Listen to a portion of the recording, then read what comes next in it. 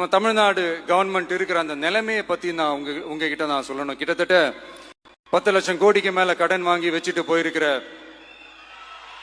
இன்னைக்கு அந்த தமிழ்நாடு அரசு இருக்கிறப்போ, கஜானாவை சுத்தமா தொடச்சி வலிச்சு வச்சுட்டு போயிருக்கிறப்போ,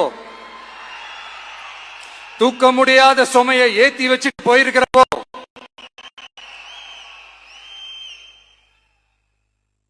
அப்படிப்பட்ட ஒரு நிலைமையில தான் இந்த பொறுப்பை நம்ம கையில் எடுத்திருக்கிறோம்.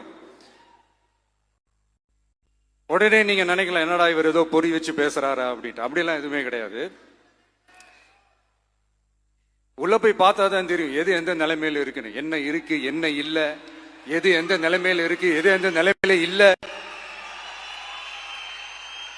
அதையெல்லாம் பார்த்துட்டு உங்களுக்கு ஒரு வெள்ளை அறிக்கையா அதை வெளியிடணும்னு நான் நினைக்கிறேன்.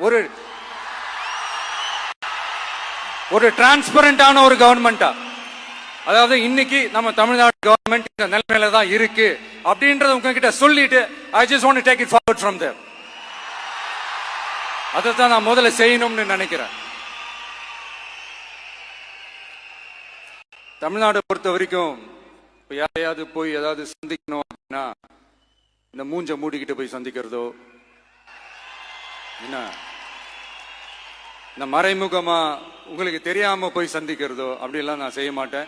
எதுவா இருந்தாலும் வெளிப்படையாக ஒளிவு மறைவு இல்லாம தான் நான் செய்வேன்.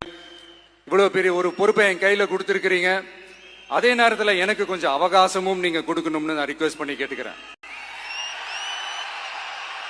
நான் சொன்னதையெல்லாம் படிப்படியா நிறைவேற்ற நான் ட்ரை பண்ணுவேன், நிறைவேற்றுவேன்.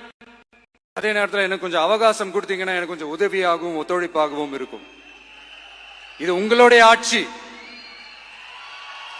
பெண்கள் பாதுகாப்பை ரொம்ப ஸ்ட்ரிக்டா வச்சிருப்பேன்.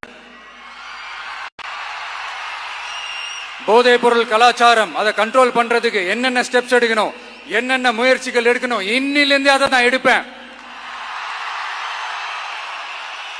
நம்ம பசங்களை அதுல இருந்து காப்பாற்ற வேண்டியது நம்ம அரசனுடைய பொறுப்பு.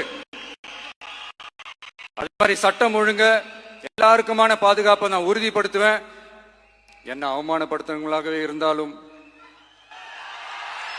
என்ன கஷ்டப்படுத்தினவங்களாகவே இருந்தாலும், அவங்களும் என் மக்கள் தானே. நண்பர்களாக இருந்தாலும் எதிரிகளாக இருந்தாலும் 8 கோடி மக்களும் என் மக்கள் தானே.